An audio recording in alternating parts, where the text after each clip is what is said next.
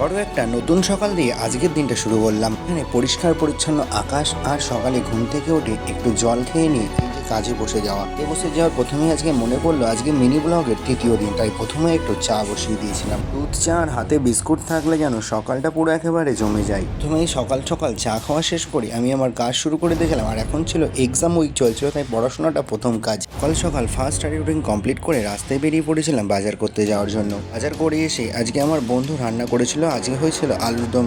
আর রান্না হতে হতে স্নান করাও কমপ্লিট হয়ে গেছিলো। স্নান করে নেওয়ার পর খেতে বসে গিয়েছিলাম। এক্সাম উইকের সাথে সাথে লাঞ্চটাও বেশ ভালোভাবেই কাটলো। আর লাঞ্চ হয়ে যাওয়ার পর আজকে ছিল স্কিন কেয়ারের ফার্স্ট দিন। স্কিন কেয়ার সম্পূর্ণভাবে কমপ্লিট করে আমি আমার স্টাডি আওয়ারে সেকেন্ড আওয়ার স্টার্ট করলাম, যেটা বেশ কিছু সময় চলার পর আমি বাইরে বেরিয়ে পড়েছিলাম নিজেকে একটু রিফ্রেশমেন্ট করার জন্য। প্রতিদিনের সারাদিনের একটা টাইম তোমাদেরও অবশ্যই রাখা দরকার নিজেদেরকে একটু রিফ্রেশমেন্ট করার জন্য, যার মধ্যে তোমরা তোমাদের পছন্দের যে কোনো অ্যাক্টিভিটি রাখতে পারো। জীবনের ছোট ছোট পরিবর্তনই জীবনে একটা বড় পরিবর্তন নিয়ে দেয়।